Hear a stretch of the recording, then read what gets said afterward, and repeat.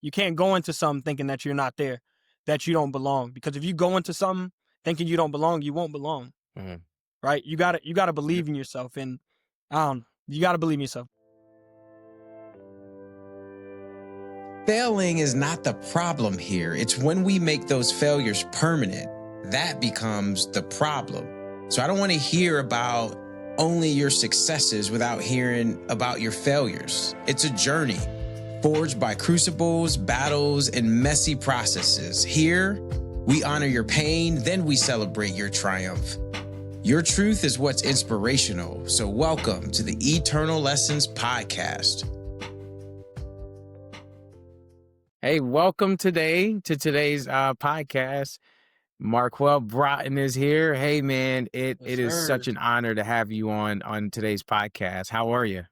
I'm doing well, man. I'm happy that I'm here. I'm happy that I'm on your podcast. I'm glad to be chosen to be on Internal Lessons. It's gonna be a good one. Yeah, for sure, man. As I look at the lineup, I look at those leaders who I've had some impact on or I've mentored, and even just forecasting your future, and you have such a bright future with what what you've done and what you're currently doing. So I'm just excited to share it with the world here. So again, we really, really, really thank you for coming on. Thanks for having me. All right. So here on this podcast, I do the introducing because I think it's an uncomfortable thing for people like yourself who are humble to introduce yourself. You might leave out some things, and I'm not afraid to say it all. So I'm gonna take a stab at introducing you. You hail from Gwinnett, Georgia, where you come from, and you have a family of four, so your mom, and then you grew up with your sister and brother, so it was four of you total, and of course all of the other family members and relatives that live in the area. And you were a aggressive football student. Yes, You sir. played football since you can remember. What's really fascinating about your bio and just you is, and we learned this when we talked last time, that you were a captain for every football team that you played for at some point. If you played on the team, you became the captain. Now that is awesome. That speaks to leadership, and we'll Yeah. talk about it. So then you went through high school down there, and then you made a decision to go to West Point. And you went to the preparatory school first, and then you went into the United States Military Academy at West Point. While at West Point, you decided to study business management, which is housed under one of the best departments that, I think, behavioral sciences and leadership. Hmm. So you studied business management there. And you also became the captain of the football team, the Army football team. So you were a junior captain and then a senior captain. Um, and you did something quite impressive, frankly. You were the captain of the football team, and you were a core leader. And for those listening who might not know what that is, you led the core.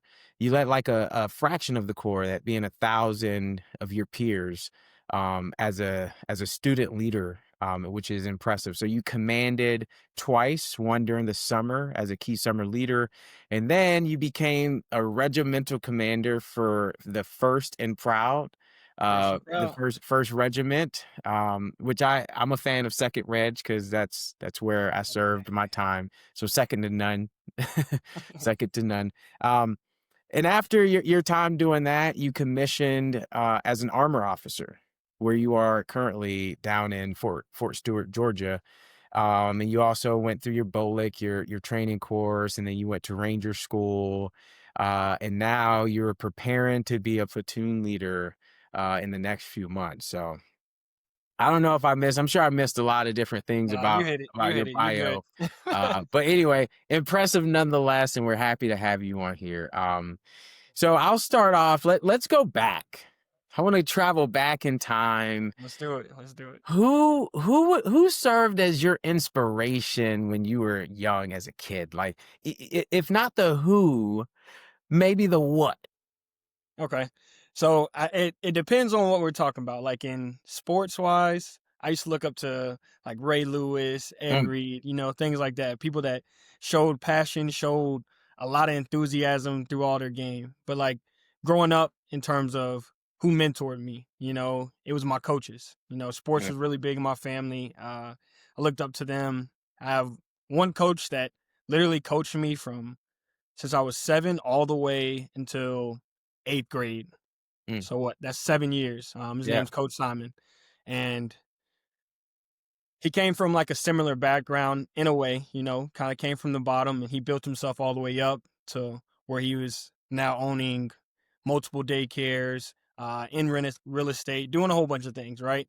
But he took me under his wing, and he kind of taught me about finances. He taught me about how to be a man, just, because I lost my dad at a young age, but he just taught me how to be a family man and really truly empower being the man of the house. So I Mm. mean, I had a lot of them. I had my uncles, and they played a big part in raising me, but I say it depends on what we're talking about, like sports, on Yeah. the No, field, and things like that. I think that's what the let's big I deal is. Coach Simon sounds like he's the one. Yeah. And yeah, I want to dive into his mentorship and development and how he poured into you, because it makes me think to Senior Chief Guillory, who was my father growing up and who poured a lot of his energy into me. Um, but we didn't have it was like a lot of friction. He punched me in the face a lot. Like he taught me a lot of hard lessons. So it was uncomfortable. So I'm interested with Coach Simon, like what was his process and exactly what did he do specifically that you think helped you navigate those times? Um, to start, it was just the role model part, right? Mm. Like growing up, when you don't have a lot and you don't have all the fame, you don't have all the money, you don't have all the things that a lot of the world like looks to as like what's super great, right? You Right. don't have all those things. So you look outwards, you try to find someone that's doing the things or having the things that you want, right? And Coach Simon, he was just a great role model. He did everything right, right? He Mm, was always early to practice. I mm. know that's a small thing, but that little things like that, that's Right. big to me, right? Those are things that stand out to me and that always stood out to me. Um, he treated me like his son. Like if you ask him today, he'll still call me his son. Like Mm, I was down at his 60th birthday this past summer, and he introduced me to everyone from his job as his son, right? But he literally treated me like a son. He picked me up from practice. He would drop me off to my house. He would give me the hard getting in me, and telling me the things that I'm doing wrong on the field, but also like nurturing me. Like he wasn't just always tearing me down, right? Yeah, he would tell me some things and how I could be better. He would watch film with me. He would do all these things that I really needed in a mm, way. I needed to learn to grow in different aspects of when I would go over his house and Miss Kathy, his wife, would make me and his son Matt read, right? We always have to do homework and stuff like that before we played video games. But like he always was showing me the things that were important in his life. That was mm. family, right? That was being where you say you're gonna be at the right time, and doing the things right. And then another thing that used to always like get on me and mad about is like our appearance. Because you have to you have Right, to look right. you You have to gotta look the way you represent want. yourself. You got to Correct. represent the way you want to be. Um, some people would tell me is like you got to dress the part of where you want to be, Yep. right? Because if you dress like you where you at, you're always gonna be there, Yep. right? But like he was Right. just really just building me up, really just teaching me little aspects of life that I wasn't really thinking about at the time. Right. No, that's great. And some people would challenge that perspective of showcasing yourself or dressing yourself up for somebody else's eye. And I don't think that's necessarily what Coach Simon's trying to teach you. Mhm. What Coach Simon taught you is, if you want people to respect you, then you have to demand that in your own appearance. Like people don't respect the fact that you're showing up here with your hair all jacked up or Mhm. with your ashy elbows. Like that then tells a different story. People could look at you and assume a different story. So you have to manage the perception. And It's like you don't care about yourself, really. Like right, that's right. Do that's you it. care about yourself? And if you don't care about yourself, then why would you care about me? And why Mm, would you care about the things that I care about? mm.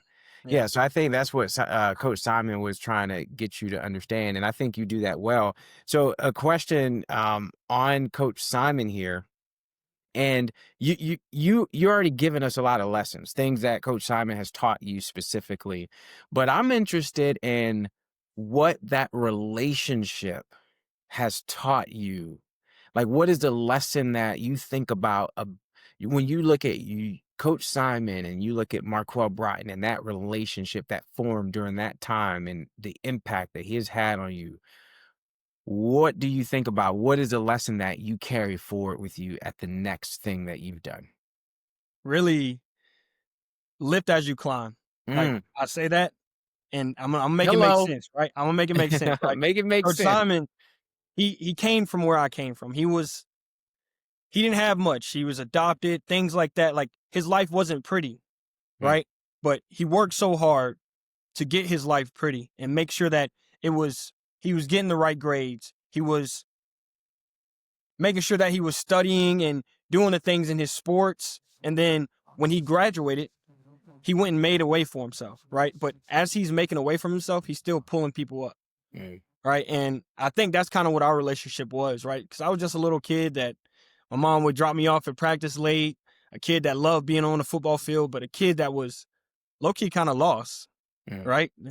Lost just going through life, and he picked me up and he started feeding me those little seeds and planting in my garden and just trying to get me to grow and become the man that I am today and who I hope to be even better of in the future. But really, he just lifted as he climbed and he just kept pulling me up. He kept pulling me up as he went up in the ranks and bought more primroses. Those are the daycares that he used to own. But he would tell me little things. He would teach me little lessons about business and things like that. And, it kind of led to why I chose business management mm. and at West Point. So you'll see a lot of little things that he taught me growing up really just kind of stuck with me and really pushed me to be where I am today. Yeah, it's the foundation. And Right.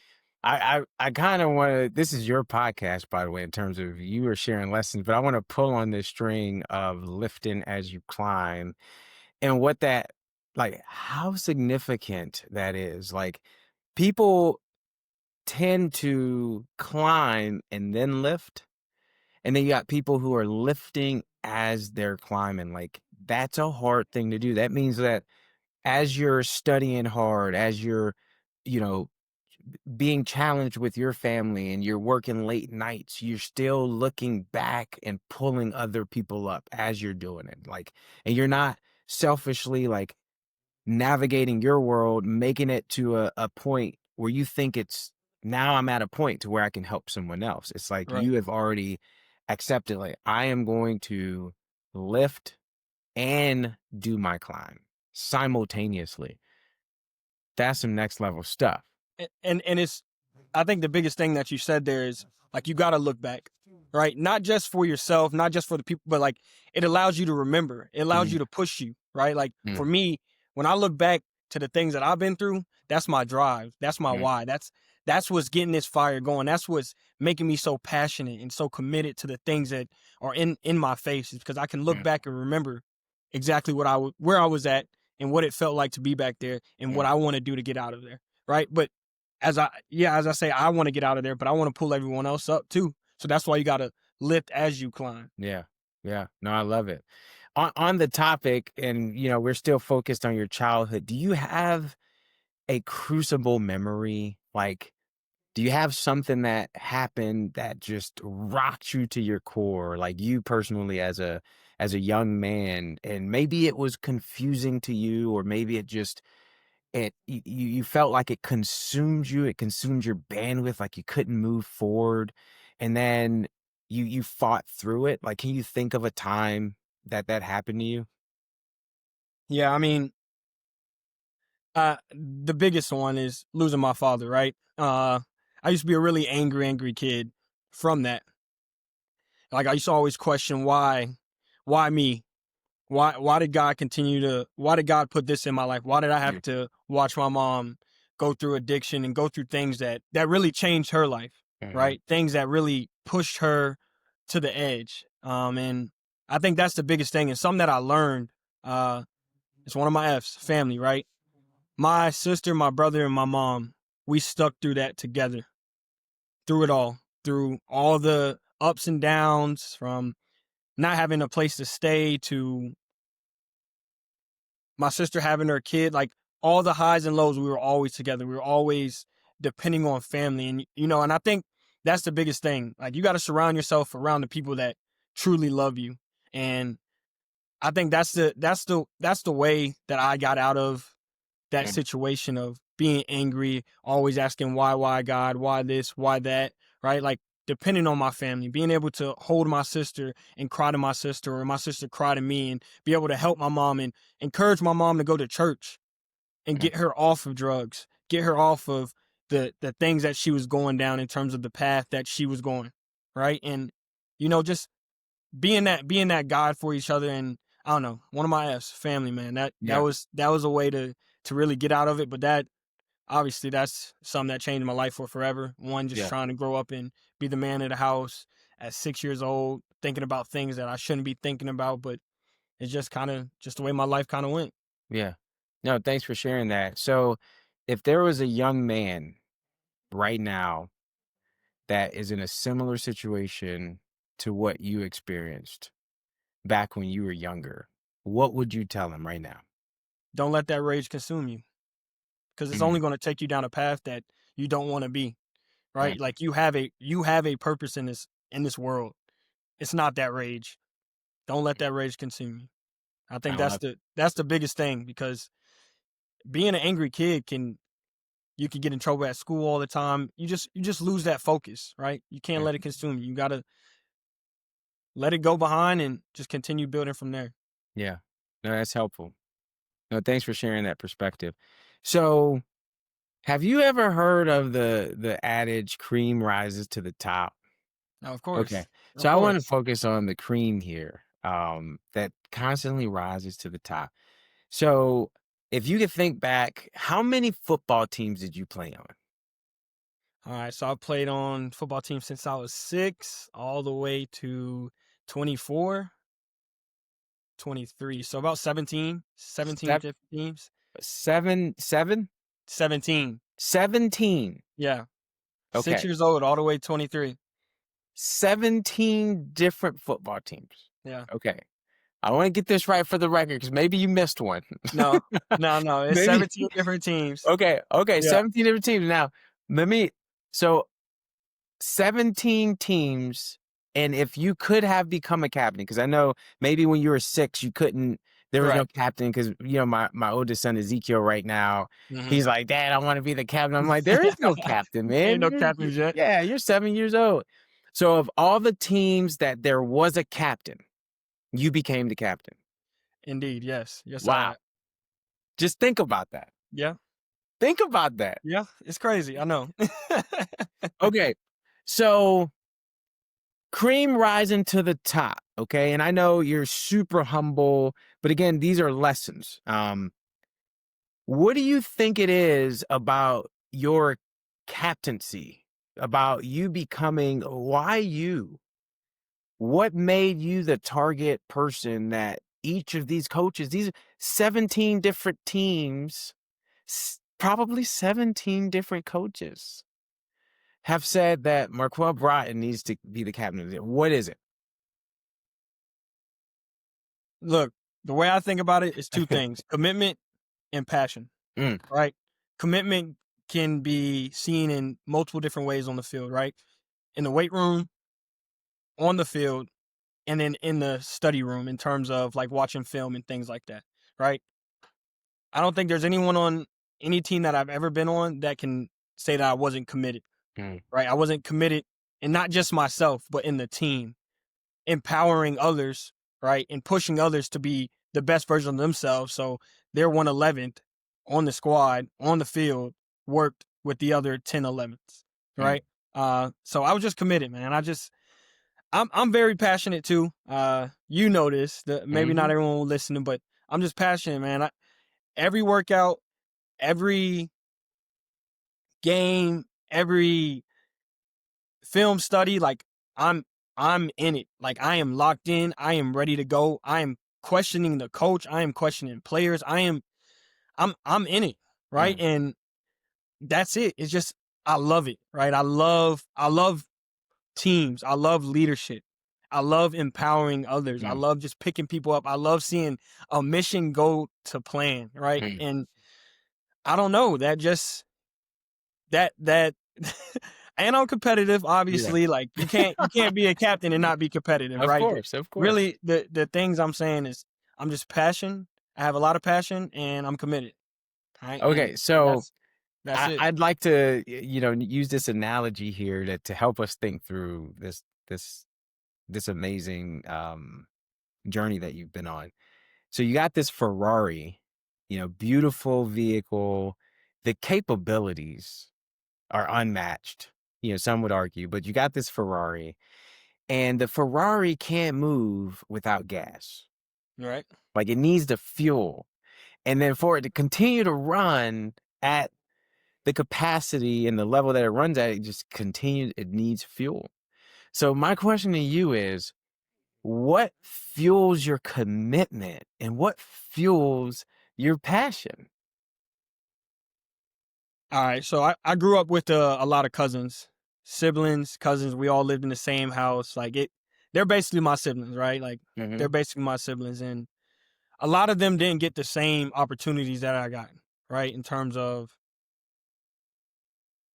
going to college or getting to play football. Maybe their parents couldn't afford it. Like they didn't always get the same thing that I got. In what I say earlier, looking back, right? Looking back, and I'm seeing that they're missing out. They're not getting to do it, so I'm gonna do it for them. Mm, And if I'm gonna do it for them, I'm gonna do it all the way, mm, right? And that's that fire. That my family, the struggle. And I look back at my life sometimes, I'm like, why did I go through all this? But then I see like, wow, like this fire. Like mm, I'm just saying, I don't see a lot of people that have that fire, that mhm, have that fuel you're talking about, right? Because I mean, I know we'll talk about this probably later, but like as a captain and a reg commander, I'm staying up long nights. Riley is in my room. Riley's my wife. She's in my room. She's helping me every Sunday put out my whole calendar for the week and figure out exactly like, all right, I know I need to spend this much energy here. I have to spend this much energy here. Like, not everyone has that, right? Not everyone has the energy to keep doing everything and everything. But it's just, I look back and I see that my cousin is working long shifts and then going to not necessarily a JUCO, but like it's a prep school trying to get an offer to play football. mm, Right? He's working night shifts. He gets out of practice, works a night shift, wakes up, goes to school, goes to practice, night shift every single day. And you're telling me I'm getting paid.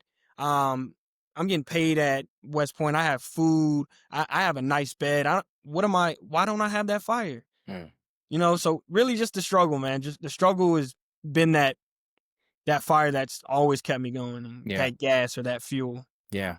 I think another way to put it is perspective. Hmm. I think Yeah. you just got a whole lot of it. Like, Right. Yeah. when you go through that much trauma coming up as a young boy into your adulthood, I mean, it's just perspective. It's Yeah. like, it's better than that. Right. What I'm doing right now and why would I waste this opportunity? Any opportunity that's Mm, put in front of me. mm. I'm not wasting any of it. I'm That's the leaving one. it all on the table. That's the one. That's what it Why is. waste it? Yep. No, that's good. That's real good. Okay. All right. So, man, you got me. You sending chills over here, man. This is pretty good. That's phenomenal. 17 teams. Amazing. So, West Point. So I understand you have perspective and you have, these opportunities are opening themselves up to you. Um, but you also have decision space and you can decide not to go to college. You can decide to go to a different style of college. But Mhm. of all of them, you said the United States Military Academy at West Point in New York. I'm going to go Yeah. there. And by the way, I'm going to go to prep school too to do a year. So it's really Right. 5, not 4. Whereas I could go somewhere else and do 4 and get a reputable degree or something like that. So What was your calculus? What were your thoughts about that? I gotta tell a story. All right. So the day I got offered to play football at West Point, to basically attend West Point, I was crutching around. I just broke my ankle, and a lot of teams stopped talking to me because they didn't know if I was going to play my senior season. They didn't know if I was going to be able to make it back and recover the right way and still be able to play the way I did. But yeah, Brent Davis came down. He offered me. I remember driving home that night, and I looked at my boy Channing, and we were driving back home, and I'm like, Channing, me in the Army? Come on. No way. No way I'm going to West Point. No way I'm going to Army. And we just laughed, right? And, you know, just my mom started searching up West Point because honestly, we didn't even know what West Point was, if you want to be 100% with you. Mm. I didn't know what it was. I didn't know where it was. I didn't know anything about them, honestly. My mom did all the research in the world, and I'm talking every single day. I have to hear, like, you have to do it. You have to go there. I'm telling you, it's going to change your life. Mm. You always say you want to change your life. This is going to help you change your life. And, you know, I was pushing it away. I was pushing it away until I went to an official visit at Lafayette College in Pennsylvania. And, you know, they were partying, they were doing the things. It was college, right? It was the typical college you think of when you're growing up, or even the world knows of to today. Yeah. And I wasn't vibing with it. It wasn't driving me. It didn't light that fire under me, right? Mm. And then we're sitting there and we're watching the Army Navy game. I think it was the 2017 game where they were in the snow, 10th Mountain. And I'm just looking at these dudes and I'm like, what am I doing? I'm sitting here watching these guys play football. And I just had really one of the worst nights of my life. Like, they just partied. It wasn't anything that was great. It wasn't anything that was going to take me to that next step. And I remember coming home and I told my mom, I'm like, you're right. If I want to change my life, if I want to Mm. be able to help my sister, help my brother, help my mom, I got to take that leap. I got to step out. I got to be away. I have to take a different route. And, you know, that's what it was. That's when I was like, all right, I'm going to do this West Point thing. I'm going to try it out. And I called Coach Monken, committed to him on the spot, and the rest is history. That is incredible. So I think what will be helpful to, hear more about is like that decision. It's like a scary place, right? Like you're there and you're like, man, I'm committing to join the Army, something that I had never thought about, I've never dreamed about, and quite frankly, I'm not even really connected to like that. Mm. Like I just didn't spend any of my waking days thinking that I was going to serve in this capacity. And now I'm making a decision to change my life. Like that is, people get stuck. Right. People Yeah. get stuck right there Yeah. and they Easy. never do it. And they only get stuck because they can't see it. But sometimes you got to take that leap of faith, Mm. right? Sometimes you just got to trust that this is the right path. And I think that's the biggest part in that decision, right? Like when you come to a stop, right? You're at a stop sign and you don't know which way to go, but you're hearing all these things from other people and they sound good, or you're hearing people say like, oh, I don't want you to be that far, right? But then you see across the road what there could be, right? You can see that if you just take that leap, you keep going through that stop sign and you don't listen to all the murmurs and all the things trying to tell you not to, sometimes you're really going to get to the place that you're supposed to be. And honestly, West Point was where I was supposed to be. Like Mm. Sean, West Point changed me for the better. Yeah. Like it was the best decision I've ever made. And Yeah. I would tell anybody that any day, because I don't know where I would be if it wasn't for West. Yeah. Hey, look, I'm with you. The West Point changed my career trajectory. I think differently. I was a whole captain, and West Point dropped some new values and thoughts into me. So that place is very special. And we're not recruiting on here right now. Like No, that's we're not not recruiting. We're not recruiting. no, we're not here It's to the recruit. truth. It's the truth. Like, But hey, look, you're talking about to develop leaders of characters. Yeah. Leaders of character. Yeah. Mhm. That's exactly what West Point does. Okay. No, that's good. So now let's talk a little bit about your time at the academy. Um, so you went in as a prepster. How did that feel? And do you think there were any lessons as a prepster that helped fire you through West Point? Like Yep, what yep, was the biggest yep. thing you took from prep?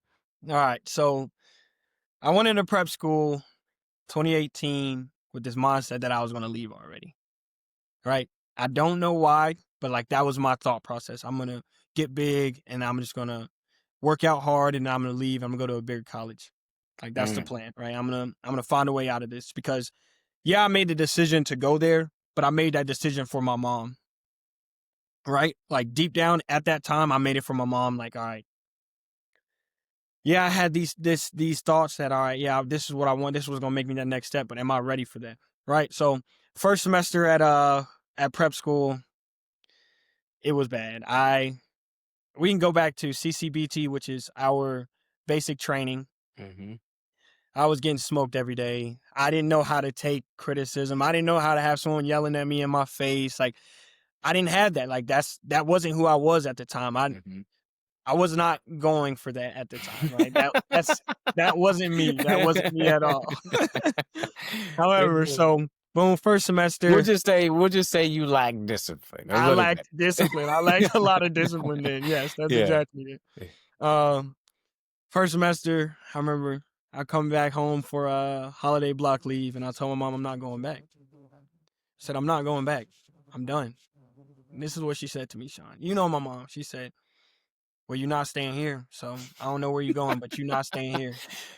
She was like, "Quo, you went into West Point. You went into prep school telling yourself you weren't good enough, telling yourself that you weren't made for this. I need you to go there this second semester and try. Try to fit in, try to get to know people, try to do all these things." She's like, "Can you just promise you'll try to do that? And if you make the decision you want to leave then, cool." Mhm, I'm like, "All right." But that's a lesson right there, right? You can't go into something thinking that you're not there, that you don't belong. Because if you go into something thinking you don't belong, you won't belong. mhm. Right? You gotta Yep. believe in yourself, and I don't know, you gotta believe in yourself. But that's a lesson right there. But so I went second semester. I changed my whole perspective. I fell in love with it. Mhm. I fell in love with the people. Right. So during the time, the Woodruffs, Todd Oh, yeah. Woodruff and Mhm. Miss Elizabeth, they took me in. I was over at their house a lot, and they were like sponsors, and I loved them. I did belong. They showed me I belong. They let me over there at their house. They talk to my mom. They were there for me, right? Show me that I could be around that area and I could excel. And I fell in love with the other prepsters. They wanted to be great. And that's all I've ever wanted is to be great. These people are here and they want to be great, but I don't belong. You do belong. You're with the people that you are supposed to be with, Mm, right? And I changed my mind, man, and I fell in love with it. mm. I remember coming home for spring break and I was like, "Ma, you're right. You're right." And from that point, it was like, all right, this is where I belong. I can build this discipline. I am smart enough to be here, right? Yeah, I'm not throwing myself down. I'm telling myself I do belong, and you know what? I showed that I belong. man. So look, I want to pull at this lesson here because this is significant. What you're essentially saying is the lesson is if you try something new with the wrong mindset, it's guaranteed to fail. Boom. But if you try something new with the right mindset, it's likely to succeed. Yep. That's it. Mm. That's Just it. think, I mean, it's a mindset. It's a mentality thing. It's And the mind, yeah, and the mind is strong, man. It can get you to do some crazy things, right? yeah, And if you're not using it yeah, to your advantage, then you're not gonna succeed, right. No, I mean, it makes you do crazy things like, right? play football all your Hmm. life and be at the D1 level and all that kind of stuff. No, I'm just Right. no, that's good. That's good, man. I hope prepsters are listening to this. Like, I hope some prepsters get their hands on this because, as a former tech, I got to witness some of the prepsters come into my company, and some of them, had a difficult time adjusting to the academy. They thought it Yeah. was a lot different from the prep school, and they were bamboozled or whatever the case may be. And it was always the need to change their mindset. So that's what I focused on. Like, how can I change this person's mindset to believe that they actually do belong here and they can excel here? Because these are imposed limitations that Yeah. you just put on yourself, and no one's saying it out loud. No one told you when you were a prepster, Quell, that you did not belong with those words. Right. You did, though. You know what I mean? Like, So many you're the only times. one to say that. Right. So it's a mindset thing. It's within us. That's a huge lesson. That's a huge lesson. Okay, so then you got to.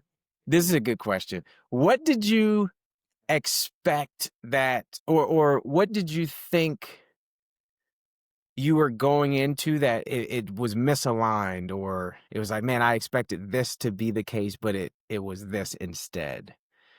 In terms of your expectations, anything Of that comes to West mind Point of, or yeah. okay. I would say for like school, like I was expecting it to be like so hard. Like I was gonna have to learn things super fast. Like I wasn't gonna have as much time to study because of football and stuff like that. But it was how are you mapping out your time, Mm, right? Am I sitting on the phone talking or scrolling through Instagram and Snapchat for this amount of time, or am I finding little areas of when I can study, when I can chill? Because you do need a break. I'm not sitting here saying you got to be going all the time, but really mapping out that schedule for mm, yourself. And I think that it was once you figured that out, at least for me, school became a lot easier. mhm, And it I just benefited from it a lot, just knowing that like, all right, if I actually block out different times, block out different section of where I can do certain things, like the school thing isn't as hard as I thought it was. mm, Because I was a kid that I didn't score too high on the ACT, SAT, and West Point was making me take it over and made me take it again, right? So like that had put in my head that I wasn't going to be smart enough for it. So I guess that's why I had those expectations of the school being like, all right, I need to be a genius to get through this. mm. Instead, like you really just got to figure out time management. So Yeah. I think that's something that I would say that really took me by surprise. Another great lesson is from what you're saying. West Point's hard. Yeah. West Point is hard. I saw it. Didn't go through it myself, but I saw Right. it. West Point is hard, but if you're disciplined enough, you can make it easier. Right. And that's life. I think that's life. Life is hard, but if you're disciplined enough, you can make it easier. Les Brown, one of my favorite motivational speakers, he says, if you do what is easy, life will be hard. If you do what is hard, life will be easy. Mm. So West Point being hard, and then figuring out a way to do all the hard things in a more simpler way. Like, hey, I gotta allocate my time. I gotta wake up earlier. I gotta go to bed earlier so I can get decent rest. So incorporating those practices um, could make your time at West Point a little easier. Right. So- And I got actually a perfect example for this. So my sophomore year, I was swamped with a lot of stuff. Um, and I was taking survival swim. And I can swim, but survival swim is one of like the classes at West Point where you have to swim with your uniform, with the rifle, you have to do all these different things, go through a hoop. And that I couldn't do. I struggled. I struggled, but every day, Sean, when I say every day, I woke up at 5 o'clock and went to the pool because I was failing that mm. class the whole time. But every day I would go out to that pool and I would practice, and I even asked my teacher. It was Major Ferreira at the time, and I Yeah, was like, sure. "Ma'am, I'm not good at this, but I don't want to like not be good at this. I want to be good at this." And she's like, "Come in the mornings. I'm talking about every morning, me and her together. I'm practicing swimming. I'm swimming, getting extra points, just figuring out a way to pass this class. Because if I didn't do that, I wasn't going to pass that class. But, that's the thing. It's like allocating some extra time. Like, yeah, all right, I missed out on an hour and a half of sleep, but I didn't have to retake that whole class again. Because, man, Right. I would have hated if I had to take that swim class again. Right. No, that's great. Like just working harder, Right. just understanding your deficiencies and knowing where you need to put your energy, for sure. Okay. No, that's great. Okay, so now we're at West Point in your timeline. Man, did you think when you were a plebe that you'd become the captain of the West Point Army football team your junior year? Very specific question here. Your junior year. Because I don't know how many times that's been done. Yeah, it hasn't been done a lot of times. I think I was like the 11th or something like that out of like the entirety of West Point. Honestly, no, because you hear about West Point, you hear about these leaders of character. So every class is going to have that leader that's going to stand out on the team, right? And my freshman year, no, I didn't think so at all. Because I wasn't the fastest, I wasn't the strongest, I wasn't the best player, and that kind of, that messed with your confidence a little bit as a freshman. But, we went, I think we went 5-6 that year, 5-7. I don't know. We had a horrible record. And after my freshman year, Coach Munkin pulled us all in the team meeting room. And he said to us, who's going to lead? Because last year we didn't have any leaders. I don't care if you're a freshman, a sophomore, a junior, a senior. I don't care what grade you are, how long you've been at this program, who's going to lead. And I felt that because I sat back a lot my freshman year when we were just losing. I know I'm getting offhand. No, to your answer, I never thought I was. I never thought I would be the captain my junior year. No, I didn't think that was possible because I thought that all the leaders, there was leaders in every class until that freshman season when there's a lot of leaders that didn't step up. And, that just I took on that role of like, all right, if nobody wants to lead, I'm going to do it because I hate losing. Right. And I know that I can lead. So those are some. That's pretty amazing, and I'm so happy you went on that tangent because I want to pull on a thread here because oftentimes you can be on a team, you could be working inside of an organization, and it might be hierarchical. So you are on the low end of the totem pole, and you don't have the confidence because you're not authorized to lead. So you see things that you can fix, or you see people that you can galvanize, but you choose not to because you're not in the position. You're not the captain, or no one has said, hey, Marquel, you're now a leader.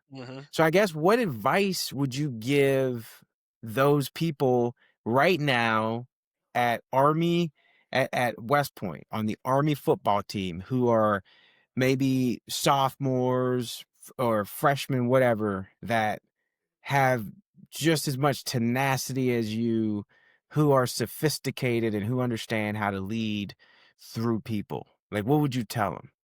All right. It's simple. We all know what's right and we all know what's wrong. If you see someone doing something wrong, say something, right? I mean, it doesn't have to be the thing that I had to learn, though. Hey, I'm laughing. Hold on, Marco. I'm sorry to interrupt you.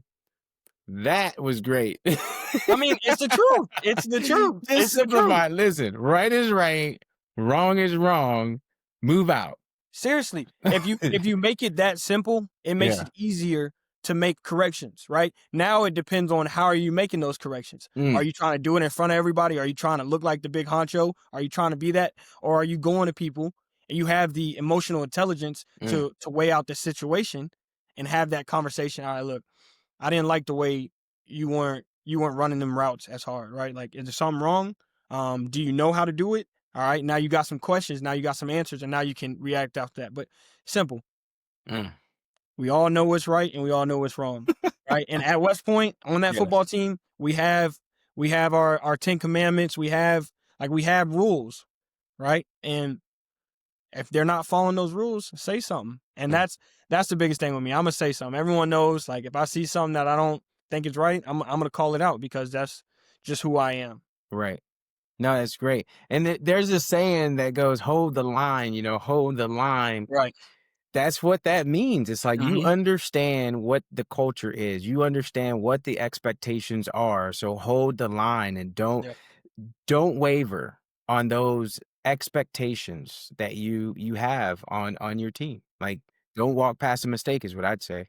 Right, and because every time you walk past, every time you waver, as you said, it's just gonna keep that threshold is gonna keep pushing back, and they're gonna keep trying and keep trying and keep trying it, and then boom, now you're all messed up, and now there ain't no return. Hey, When there ain't no return, I mean, look, might be over I with. so what? Sorry, a tangent here, and then we'll get back on target. But at West Point, they got this honor system, and sometimes people make bad choices and they get caught up in this honor system, and they're growing, they're learning, and as a young adult, you make mistakes. It's expected, or you choose poorly. Right. Um, well, I had this one cadet chose poorly, asked me to, serve as his development coach because you go through that rehabilitative process, and I'm his development coach. And I taught him a simple idea that I had learned in grad school about the normalization of deviance. Mm. And this concept of the normalization of deviance is like, by time people do something that's wrong in the eyes of the public and it's egregious, and people are like, oh, how could he? Well, they didn't start there. Mhm.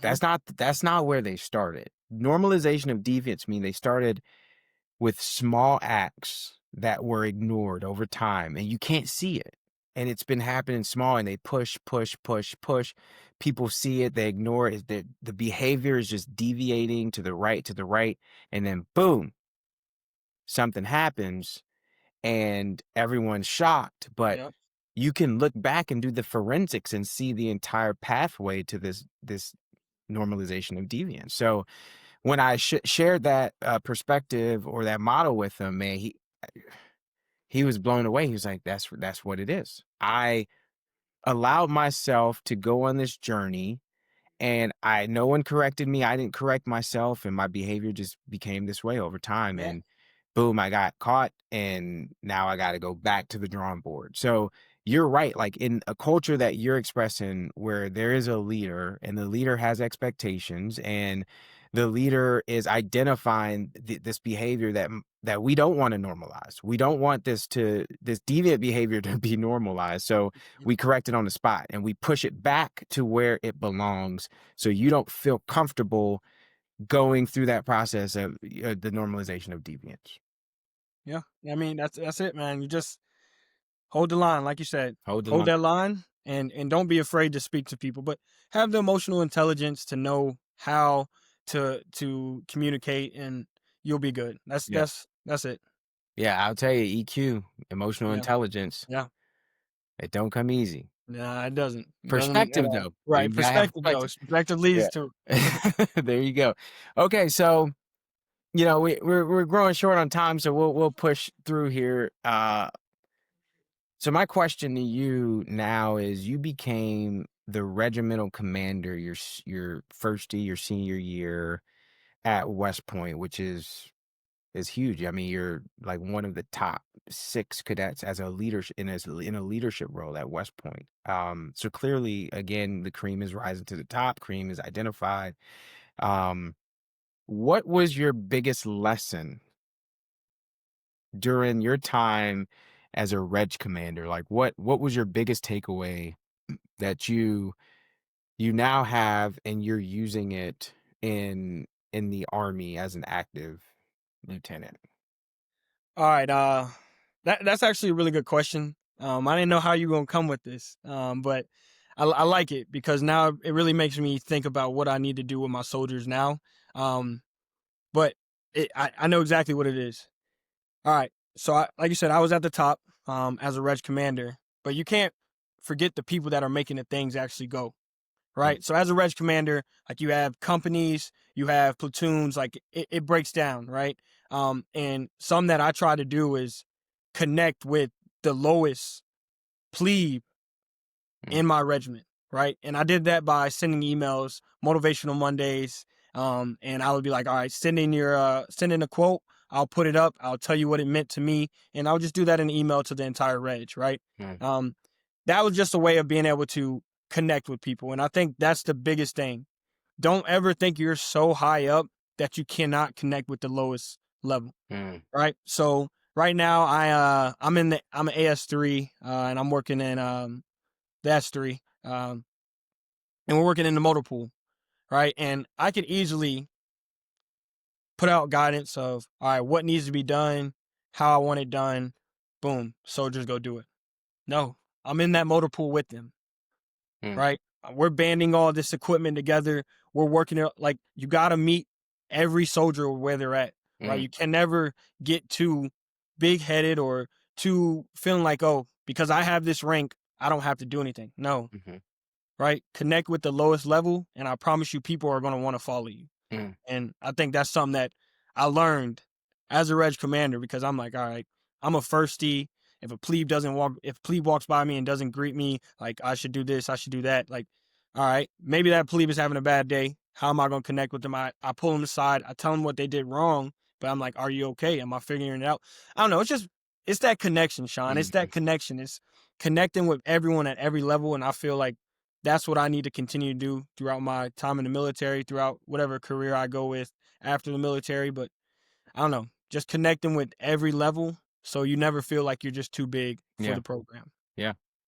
No, I mean that's having humility to recognize that every member on the team plays a vital role, no matter if you believe it's super important or not. Like it fuels the engine. It all fuels the engine. And it's funny that you say that because I remember getting an email from a plebe that said that this made me feel like I had a voice. Mm, And I'm like, wow, like this little corny thing that I'm doing, Motivational Monday, you know what I'm saying? Like, yeah, but that helps someone else out. Someone yeah, that's not having the best year as a plebe. Like you have a lot of restrictions. right. So it's like I felt like I had a voice just for being able to put a quote and I used his quote and he was just thrilled for that. So Yeah. yeah. No, that's good. No, I love to hear that. So, wrapping up your time at West Point, and this might be hard, so take your time to think about Okay. what the response here is. If you can, if you can only give or take away one lesson from West Point, like I know you've learned like hundreds and thousands of lessons at that institution, but if you could just walk away with one lesson, what would it be? I think for me personally, that one lesson, because not a lot of people see this like in me, but sometimes I lack confidence in myself. But some that West Point taught me, and I kind of said it before, that I do belong, right? And sometimes you're your worst critic. And I think West Point taught me to believe in myself, have faith in the people around me. And I don't know. I think that's something that will allow me to continue to accomplish the things that I want to accomplish. Just knowing that I am more than what the inner thoughts are trying to tell me that I'm not. Right. So that sounds a little selfish, in my opinion. I don't know, but I think that is something that I would take is that you can be what you want to be. Yeah. You No, know, I you can make it, and you're doing it, and huge. just keep doing it. Yeah. And it's I mean, it's what I'm hearing is you are who you say you are, Right. not what other people say you are. You Hmm. are who you yourself say you are. So if Yep. you walk into a meeting, and I've done this as a lieutenant, and this is more the apprehension of being a second lieutenant in a high performing environment and not wanting to mess up or to be, perceived as inferior than everyone else around you. So, Right. I've walked into meetings and I didn't want to say anything because I felt like, oh, they'll find me out that I'm not Hmm.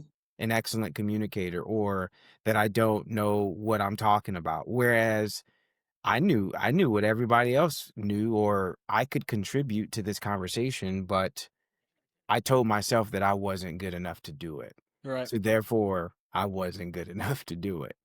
So I think that is important. That is And a I huge think lesson. I chose that one because that was something that I struggled with going into West Point, right? So being able to accomplish all the things that I did at West Point and to look back at that and be like, wow, like you are, I think that's why that's that number one lesson that I would take and continue to use. Yeah. No, that's great. That's good. I appreciate you for sharing that. And we are up on the hour here, so we will close out. I'll tell you, Marquel, this has been one of the best podcasts that I've had the pleasure of doing.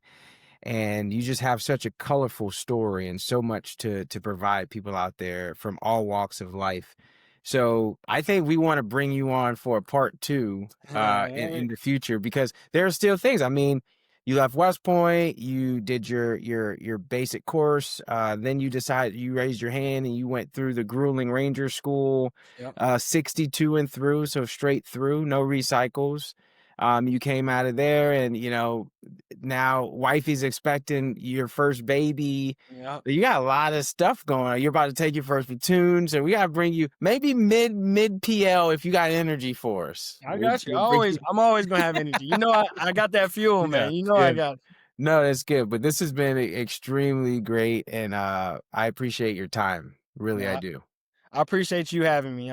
Everyone listening, this man's the truth. I want you guys to know that he knows this, but you guys don't. He's played a big factor in a lot of things that I accomplished out at West Point, and like still to this day, I look at this man as one of the mentors that go up in the Hall of Fame as like Coach Simon, right? Like No, I appreciate it. Sean is that guy. You guys need to listen in. Make sure you tune into this podcast because I promise you, you're gonna be getting a lot of excellence coming out of it. So No, I I appreciate just had that. to shout you out, man. Man, that's an honor. I appreciate that.